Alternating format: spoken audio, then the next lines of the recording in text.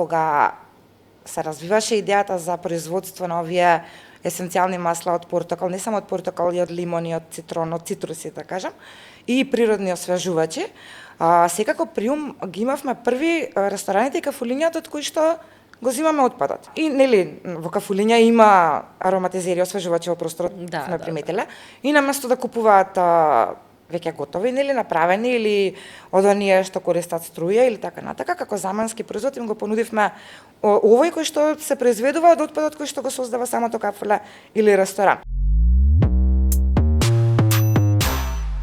Ви благодариме за 300.000 прегледи, ни давате сериозен ветер во грб да продолжиме да се вртиме и да отвараме најразлични теми во рамки на овој подкаст, кој што е создаден од Сдруженијето Змај со продукциска и маркетинг поддршка од Add Value.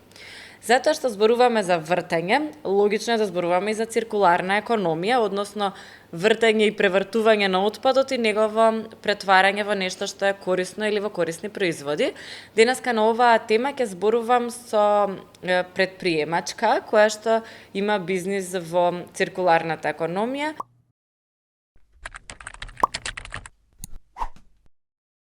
Зборувам со Наталија Бургиева од Мама Органа. Здраво. Здраво.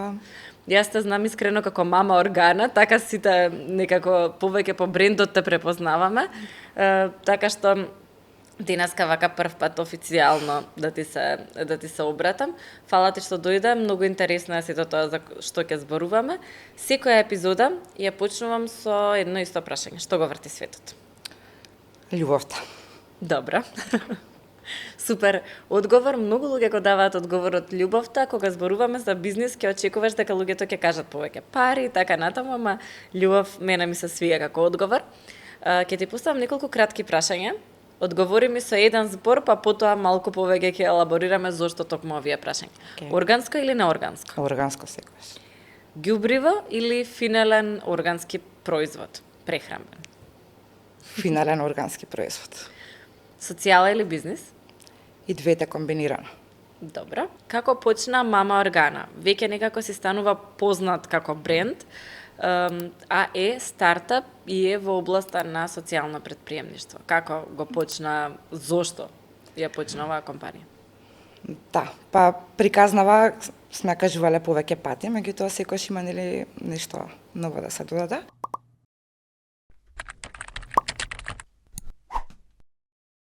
Мама Органа како концепт, а тоа е да биде едно социјално предпријатие кое што кога ќе произведува вредност, воедно ќе остварува и приходи кои што ќе служат за поддршка на заедницата. Се роди како идеја во момент кога лично на мене ми требаше поддршка. Имав сериозни здравствени предизвици со кои што се соочував. Решението беше едно од решенијата за подобрување на мојата здравствена состојба, беше да го променам начинот на исхрана, односно диетата, и да почнам да конзумирам здрава и чиста органска храна. И едуцирајќи се повеќе на темата како сама да си произведам органска храна, живејќи во град како Скопје, каде што знаеме, нели, поголем дел од еколошките медиуми се загадени, научив дека всушност отпадот од храна што ни останува, овој што е биоразградлив и органски, дека со помош на компостирање може да служи како добра база за производство на компост, кој што потоа може да служи како основа за производство на нова органска храна. Почнав, бидејќи по едукација и по професија сум економист, почнав да анализирам, да истражувам и видов дека тоа би било решение на многу предизвици. Тогаш научив дека отпадот од храна всушност е третиот најголем причинител за климатските промени кои што ни се случуваат. Метанот и другите стакленички гасови кои што ги ослободува сите како штетни, знаеме тоа веќе, нели, имаме едукација на секој чекар. Видов дека е тоа така и видов дека ако наместо да овој отпадов од храна да го третираме како ѓубре и да го одлагаме на депонија, ако наместо тоа го користиме како ресурс, можеме да произведеме производ кој што има вредност, кој што не загадува други медиуми, значи еколошки чист и исправен да го користиме, и при тоа да вработуваме маргинализирани категории на луѓе. Повторно истата храна да ни создава нова храна, да, практично. Да, буквално така, значи круг.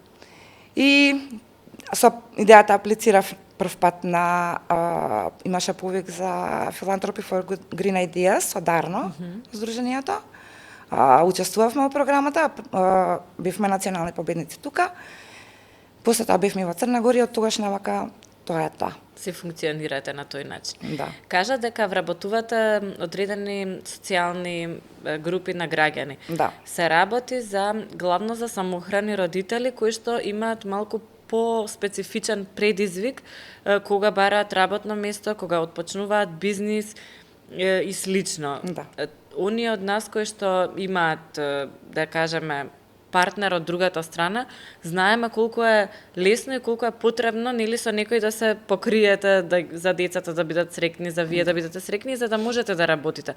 Меѓутоа тоа не е така случај со сите, а ова се луѓе кои што од друга страна па се доста вредни, посветени на работата, така што мене ми се допаѓа и тој спој што сте го направиле. Да. Може ли да ми кажеш од каде потекнува одлуката дека ќе се вработуваат самохрани родители и која е разликата од класичниот бизнис модел каде што да кажеме тие би работеле? Така. Повторно, истиот одговор како и во претходното прашање, тоа беше решение на моите лични предизвици.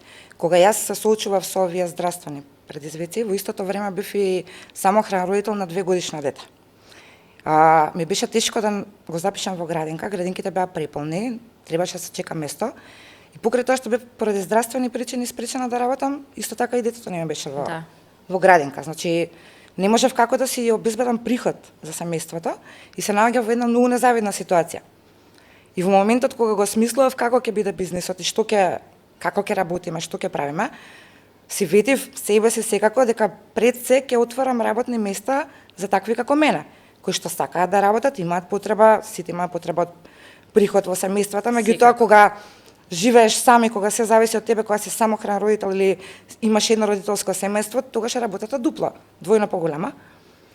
И си ветив дека тоа за секогаш ќе остане така во нашата компанија, дека ќе имаат секогаш предност мајки и татковци, еднородителски семејства и самохрани родители, особено со предност на оние кои што биле жртви на семејно насилство, на кои што им даваме психолошка подршка во соработка со психолози.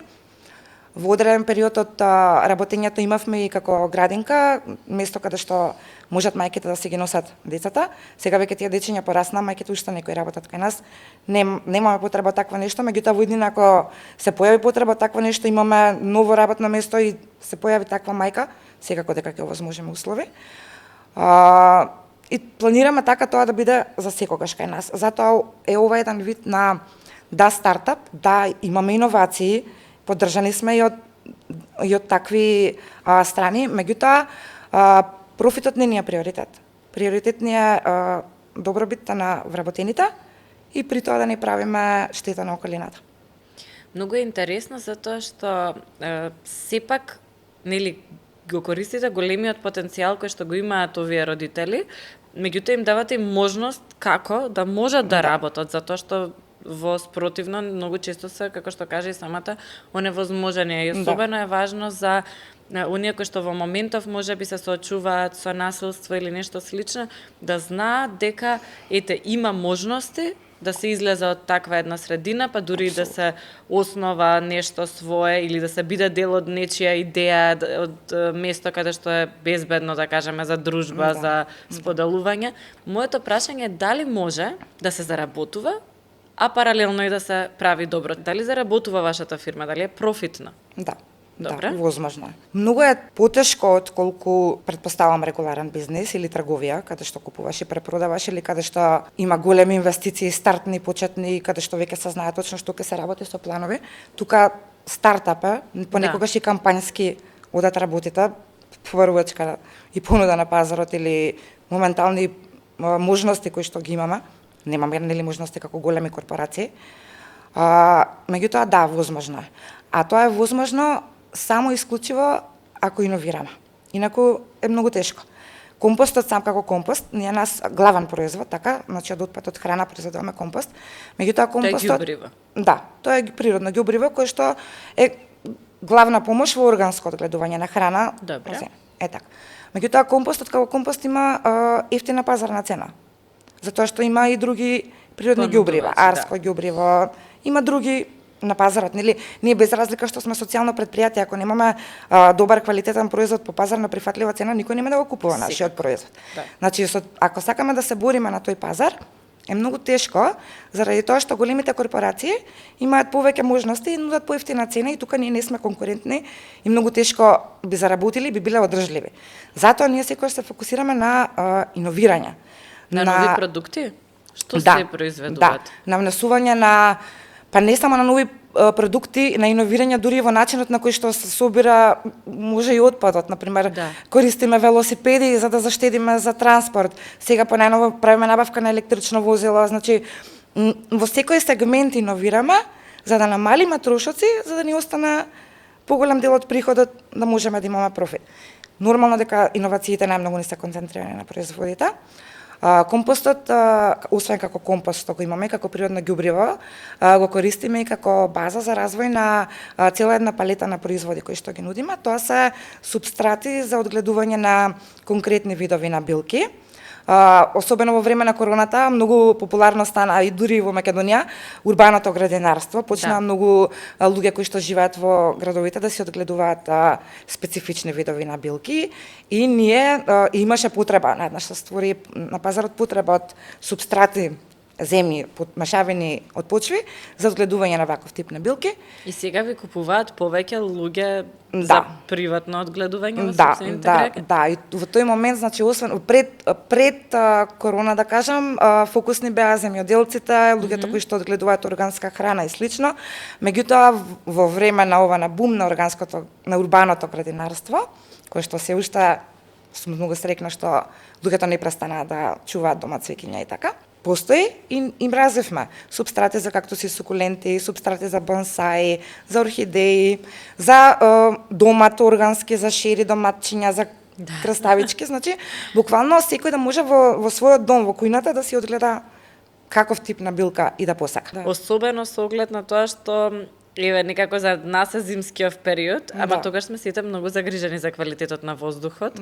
Особено во градовите, Скопје, па и другите градови, Тетово, Кичево, значи знаеме дека не е многу добар квалитетот на воздухот во нашата држава во поурбаните места.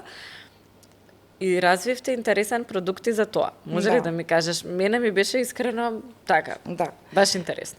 Така. Нели, тоа кажав, мораме да иновираме нови производи со цел да можеме да бидеме одржливи самите, да можеме да продолжиме понатака да работиме. Развивме Fresh Air on a Plate. Тоа е производ као свеж воздух, чинија свеж воздух. Се работи за керамички сад од Акропал, кој што и самиот е изработен од пропушта воздух. Исполнета со компост и со супстрат специјален кој што има микроби кои што самата почва, значи што е во него наполнето, служи за прочистување на воздух. И во него се насадени билки кои што според истражување на НАСА и кои и нашите тука агрономи потврдуваат, служат за прочистување на воздух, односно од воздухот ги собираат оние частички кои што се лоши за нашето здравје. Од омекнувачи за алишта, од средства за перење на теписи, од цигари, бензени, никотини, тетралформалдехиди и слично. Овие билки ги собираат тие штетни хемикалии од воздухот и дополнително, за разлика од другите билки, навечер ослободуваат кислород. Така да се многу добри да се користат во спалните соби, затоа што го прочистуваат воздухот, а дополнително и произведуваат нов. Со тоа спињето е попријатно, а и не троши струја за разлика од овие прочистувачите кои што се станаа популарни за тоа што живееме во град како што живееме. Така да, сме многу среќни поради тој производ, има голема побрвачка, особено во зимските периоди, меѓутоа и за подарок исто така. Па да, ако е убаво, зошто да не? Да. Што ме добро да се има дома, нели обично ние сме учеле да не се чува растение во собата каде што спиеш, затоа што навечер растенијата испуштаат јаглерод диоксид, еве да кажеме алтернатива на тоа. Мене ми звучи навистина интересно и ми се допаѓа како на некој начин вие си ја ширите и базата на потенцијални потрошувачи преку правењето на различни типови на производи.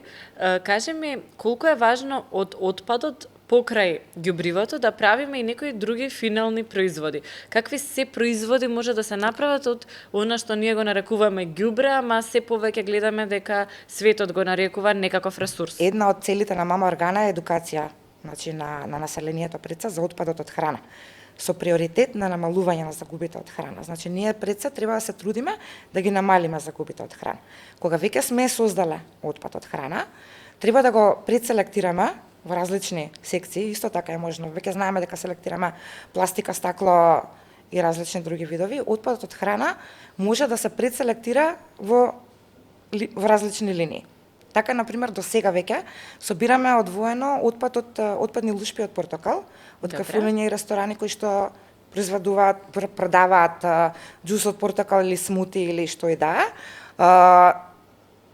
Преголеми се количините кои што само едно кафуле во Скопје ги произведува, има премногу. И што може да се направи, на пример, од лушпите од портокал, заедно со Округ, тоа е социјално предпријатие исто така, кое што е креирано од Зелен Округ, Сдружение на млади. Во соработка со нив произведуваме есенцијално масло од портокал и природен освежувач за воздух во внатрешни простории, во канцеларии со арома или на портокал. Да. Значи се собира лушпата од портокал, наместо да биде отпад, се суши, се дестилира и се произведува финален производ кој што има прифатлива пазарна цена, кој што има добар квалитет и го бараат луѓето повторно и повторно. Од отпад произведуваме вредности. Да. Да, и се произведува практично нешто што се бара на пазарот. Да. И има дополнително примери кај што може уште повеќе да навлеземе, меѓутоа ние сме, кажа, веќе стартап, премногу сме мали за да можеме да го правиме тоа се. Треба активно да се вклучат други чинители, институции, други невладни организации, така, да работиме повеќе на кривање на свесноста, да предселектираме, за да создаваме наместо да загадуваме. Да. Ние имавме интересно искуство во Грција, соработуваме со еден партнер таму што се занимава со собирање на отпадот во една област од 300.000 жители, значи помало од Македонија, колку, да кажеме, еден поголем град и околината, нешто слично. Порано имало 100 депонии, диви таму. Да. Сега го собираат целиот тој отпад и произведуваат електрична енергија која што понатаму населението во овие општини ја користи, нешто што нам на вистина ни недостасува и при тоа прават нула загадување на почвата и на воздухот, значи имаат таков систем. И многу беше интересно дека во таа компанија од тројца вработени, како што почнале кога го правеле концептот, сега се стигнати до повеќе од 200 вработени. Навистина имаат голема поддршка од Европската Унија, затоа што сепак тие се членка на ЕУ, меѓутоа дефинитивно се добри во спроведувањето, ефикасни се и таму токму тоа државата има доста на некој начин вложено преку тоа што градоначалниците на сите овие општини се дел од нивниот управен одбор, па така на некој начин заедно работат, а настаната е како спинов на универзитетот што таму се наоѓа. Значи целиот систем, да кажеме, помогнал во тоа да се управува со отпадот. Колку сме ние блиску или далеку од ова? Отпадот е многу регулирана категорија и мора да има поддршка од државата и од сите чинители за да може да на крајот на денот да се управува подобро со него. Да, спомна. Ние веќе имавме таков проект, имаме почнато со работење на таков проект. Проектот требаше да се реализира во општина Аеродром. Се работеше за компостирање на отпадот кој што граѓаните во општина Аеродром го произведуваат. Набавена е машина за компостирање на 6 тони отпад на ден. Иако и тоа е малку, меѓутоа пак е нешто, 6 тони отпад на ден. Меѓутоа сменување на локални самоуправи, проектите престануваат, почнуваат некои нови, не се довршуваат и затоа со сигурност тврдам дека многу е тешко тоа кај нас да се оствари.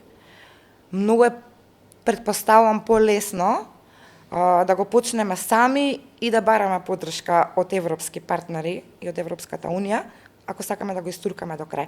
Меѓутоа точно Јас верувам дека тоа ќе се менува затоа што гледаме дека има голема да кажеме, слога меѓу граѓаните дека е добро, ако нешто е добро да се продолжи, е Апсолутно. нормално она што не е добро, па Апсолутно, да се особено прекине. отпадот, отпадот е многу регулирана индустрија и така треба да биде, никако поинаку. Апсолутно, да. Никако поинаку да биде, затоа што сме слушнале за злоупотреби на отпад од другите држави, така горат во таа и таа фабрика во Скопје, горат отпад од таму што се увезува, горат отпад од ваму.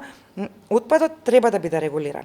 Да. Меѓутоа, треба да се дозволи и да се иновира во склад со законите кои што ние веќе ги имаме усвоено. Во Македонија веќе е на сила законот за управување со отпад во склад со европските правила, така да само треба да се имплементира и да се распределат работите на оператори со отпад, на постапувачи со отпад и да се крене свест кај населението, што сметам дека е работа на институциите и на државата пред се. Кои ви се вашите потрошувачи? Кој купува ваши производи највеќе или кон која целна група најмногу целите, да кажам? Така.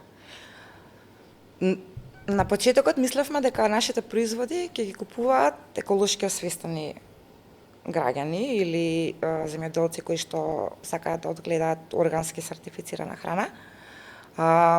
И кон нив ги насочувавме нашите кампањи, нашите флаери или начин на презентирање на продажби и така натака. Меѓутоа, во последно време гледаме дека тоа не е баш така.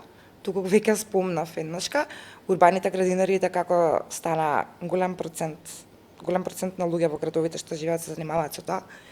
И иако се кога ќе се скаже урбан градинар или земјоделец, се мисли на земјоделец има големи површини и потребно му е повеќе од нашите производи и така натака, меѓутоа урбаните градинари се како побројни, така да рамноправна е битката. Значи имаме баланс помеѓу земјоделци, органски производители на храна и урбани градинари кои што одгледуваат хортикултурни или исто така храна, меѓутоа во градовите.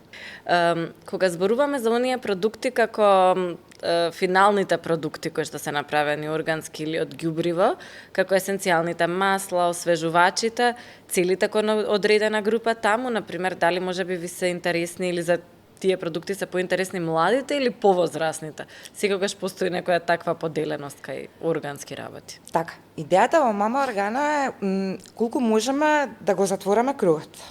Па така, кога се развиваше идејата за производство на овие есенцијални масла од портокал, не само од портокал, и од лимон, и од цитрон, од цитруси, да кажам, и природни освежувачи, секако при ум ги имавме први рестораните и кафулињата од кои што го зимаме отпадот. И тие беа првите на кои што им ги понудивме производите, наместо да купуваат. Ќе ви го претвориме во освежувачи? Да, и нели во кафулиња има ароматизери освежувачи во просторот, сме приметиле. И наместо да купуваат веќе готови, нели направени или од оние што користат струја или така натака, како заменски производ им го понудивме овој кој што се произведува од отпадот кој што го создава самото кафуле или ресторан. Понатака следни ни беа имаме блиски соработници затоа што нели природни производи произведуваме, се движиме по базари каде што има такви производи на настани, каде што има такви производители и тесно соработуваме со производители на пример на органска козметика. Природното есенцијално масло од портокал е познато по количината, големото количество на витамин С што го користи во него и така е добро за состојка во органска и природна козметика. Така да тоа беше вториот чекор кај што го понудивме производот. Се уште на мало продаваме по малку, меѓутоа немаме ни толку производен, не произведуваме толку големи количини за да можеме да ги задоволиме прво на големо потрошувачите, па потоа на мало. И задоволни сме од тоа како се развива. Има премногу потенцијал, можеме уште повеќе. Можеме да развиваме и нови производи, тоа не е намерата во иднина. Меѓутоа, полека, едно по едно, да ги сакаме тоа што ќе го понудиме како финален производ секогаш да биде квалитетно и добро и да се купува не само заради тоа што е направено од некаков социјален концепт, од некое социјално предпријатие кое што прави нешто, туку навистина да биде добро и да задоволува потреба на крајниот потрошувач. Добро, тоа е секогаш добар пристап. Мене ми се допаѓа, често се очекува дека да кажеме, ако некое предпријатие е социјално, најверојатно ќе дава помалку квалитетен производ, па да кажеме треба луѓето да купуваат затоа што го поддржуваат предпријатието, меѓутоа во реалните успешни примери гледаме дека и производот е добар, и едноставно кога ќе го купиш и задоволен си со тоа што си го купил и на некој начин се осеќаш добро дека вложуваш во бизнис модел кој што како таков ти го поддржуваш, така што мене ми е интересно и мислам дека двете страни треба да се имаат и мислам дека е правилно да се очекува дека компанијата ќе заработува од тоа и ќе расте, дека не треба да се остане она само на старт, само малку да се заработува, речи си непрофитно, бидејќи вие сепак сте предпријатие. Размислуваше ли некогаш дали да одиш во насока на социјално предприемништво или да одиш во насока на традиционален бизнис или од почеток знаеше дека мора да биде комбинација? Од почеток знаев дека мора да биде комбинација, пред се да бидат задоволни и срекни тие кои што се во компанијата, производот да биде квалитетен, да стоиме позади тоа што го зборуваме, со намера, ако промовираме одржливост, самите да се направиме само одржливи. И тоа се за да го оствариме, мораше да ги исполниме овие предуслови. Го направивме тоа, растаме и се развиваме, сметаме исто така дека треба да се продаваат нашите производи за тоа што се добри и квалитетни, а тоа што остваруваат и дополнително влијание да биде само дополнително задоволство на купувачот. Лично ние сметаме дека сите бизниси треба да бидат вакви. Ние не се сметаме нешто различни и специјални, туку претендираме кон тоа во иднина сите да бидат вакви и да не бидеме да не бидете социјално предприемништво, туку да е тоа единствениот начин. Тоа да биде единствениот начин на кој што се водат бизнисите во Македонија, па и во светот воопшто.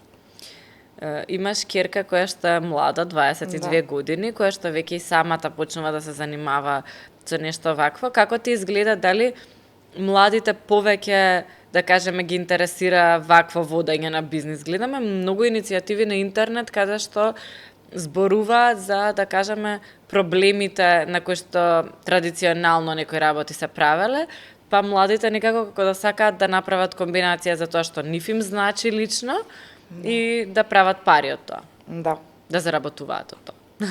Да, ќерка ми социјалното предпријатие Округ кое што го споменав, дел од основачите е мојата ќерка. Тоа се претежно, туку се млади луѓе, тоа е пред се здруженија за млади кои што има цел да создаде подобри услови за одржливост кај младите и да ги едуцира младите како побрзо до финансиска независност од било кој. Сите се студенти, сите се многу добри студенти, со многу високи просеци, многу посветени на тоа што го учат како прв избор на занимање, меѓутоа сите се и предприемачи. Во себе го имаат и тој дух. Всушност од нив е идејата за предселекција на отпадот од храна. Они го дадоа тоа како идеја. Да, супер, правиме компост и правиме производи кои што се за земјоделие или агрокултура, меѓутоа, ајде да видиме дали може да правиме и нешто друго. И во моментот кога презентира идејата за есенцијалното масло од портокал и од цитруси и за другите производи од таа палета, презентира уште 3-4 други кои што верувам цврсто дека ќе ги остварат и ќе ги развијат. И многу сум срекна што гледаат дека може да се заработува, додека се прави добро во општеството и дека не мора секогаш да се граби по кариера и дека морам секогаш да бидам на врвот и дека мора секогаш се нај без при тоа да не ги гледам моите постапки по патот. Се многу, како да кажам, обзирни, внимателни млади луѓе. И сум срекна што се заедно со нас. Супер, јас гледам дека се повеќе млади во таа насока функционираат. Искрено многу сум среќна дека имаме такви луѓе. Се надевам дека што повеќе ќе ги гледаме. Ние соработувавме со професорката Јана од Технолошкиот факултет. Дел од нејзините студенти прават најразлични производи, исто така од отпад. Знам, дури од калинка, исто имаше нешто во козметика, ние имаме голем отпад од калинка. Понатаму имаше, сега едни девојки прават биохајт, кожа од камбуха, биокожа. Така што на вистина интересни правци се зафаќаат и мислам дека за вака мала држава како нашата, ова е убав простор да се истакнеме и да бидеме различни од другите на пазарот и да целиме кон некои други пазари, така што мене ми е тоа супер. Да, супер што спомна професорката Јана и ќе спомнаме професорката Весна од Технолошкиот факултет. Да. И ќе ги спомнаме UNDP за една нивна програма, односно создавање на таа една биохак лабораторија во хемиското училиште. Тоа е нешто Баш што таму и снимавме со професорката, на вистина е направено одлично. Тоа е нешто што многу ни требаше на нас, ни требаше многу порано, меѓутоа срекни сме што го има и сега, па сега можеме. Да. Сега може да не се најде, не е дека не е на време. Тоа е една од ретките точки каде што сме современици со остатокот од Европа и сметам дека треба многу повеќе да се поддржи таа иницијатива и многу повеќе да се развива таа насока. Го имаме UNDP, го имаме Технолошкиот факултет, градот треба да се вклучи, заради тоа што средното хемиско училиште е под капа на градот, Скопје, да. Треба да... Па и лабораторијата, мислам дека тие сега се менаџери. Да, во хемиското училиште. Значи, треба градот да се вклучи, да отвори таа лабораторија и за ученици кои што не се дел од хемиското, меѓутоа и да им даде можност на учениците од хемиско, приоритет, да одат на пракса кај овие стартапи кои што се развиваат. Има потенцијал да се направи супер можност за развој на новите стартапи кои што се занимаваат со биохакинг. И лично сметам, а верувам дека и тие кои што се во овој круг, дека биохакингот е подеднакво важно колку и овие другиве дигитални технологии кои што ни се случуваат. И така како треба да се таму да се насочиме, да го фатиме чекорот. Сега имаме можност да го фатиме чекорот со високо развиените земји. Да, сме пропуштиле многу во минатото, ќе ги развиваме тие работи, меѓутоа имаме можности да бидеме во чекор со нешто и мислам дека тука треба да се фокусираме.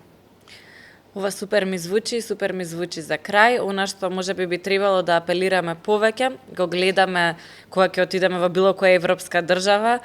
Интересен пример секогаш за селекција е Германија, тие се можеби водечки во оваа насока. Таму гледате едно мало кантиче за мешан отпад и се друго е за селекција, значи практично и да немате каде да фрлите мешан отпад, потоа има казни, има стимулации за оние кои што селектираат. Дали мислиш дека ние еден ден подобро ќе селектираме за да може и многу повеќе работи да произведеме од отпадот? Да, мислам. Мислам дека треба и сметам дека имаме добра легислатива за да го направиме тоа. Потребни се промени кои што сметам дека граѓаните малце на почеток потешко ќе ги прифатат. Се уште треба да се вметне во свеста дека создавачот на отпадот е тој што плаќа. Ако граѓаните го создаваат отпадот, тие се тие кои што треба да платат за постапување со него, истото важи за компаниите кои го создаваат, за било кој создавател. Тука кај нас се уште сме навикнати по некои стари начини на собирање и постапување со отпад, меѓутоа тоа не е одржливо. Комунална хигиена е постојано во некои финансиски проблеми, исто и дрисла не е добар начин на постапување со отпад. Има многу предизвици кои што со ова предселектирање на отпад и со селектирањето во домаќинствата и со третман на тој отпад тука блиску во местото каде што се создава, може многу побрзо се стигне до решение отколку ако земаме промена на целиот систем. Затоа велам најважно е да работиме на едукација, на креање на свесност така граѓаните. Граѓаните сами понатака со иницијативи ќе учествуваат во промена. Да, верувам дека има желба сигурно кај граѓаните, често нели се работи за незнаење, немање време, имање други проблеми, најчесто им гледаме селекција на отпад во општества каде што имаме помалку економски проблеми, таму каде што се граѓаните сиромашни ретко се занимаваат со селекција на отпадот, меѓутоа тоа е еден пат и е нешто кое што може да отвори многу нови работни места. Кажавме еден пример еве преку граница, меѓутоа на самата граница што се случува ете во Грција. Има многу примери низ Европа, да не ги набројуваме сите сега, меѓутоа дефинитивно ова е насоката и мислам дека иднината ќе биде во таа насока. Веќе дигиталното време, вештачката интелигенција, иако се интересни како теми, доста луѓе и во нашиот подкаст прогнозираат дека следно кон што ќе треба да се фокусираме е токму биологијата, хемијата ограничените ресурси и како правилно да ги реупотребуваме, затоа што ако се толку ограничени не е баш добро да ги фрламе. Ти благодарам што беше денеска со нас и се надевам дека повторно ќе се видиме со некои нови продукти и иницијативи. Ти благодарам на поканата.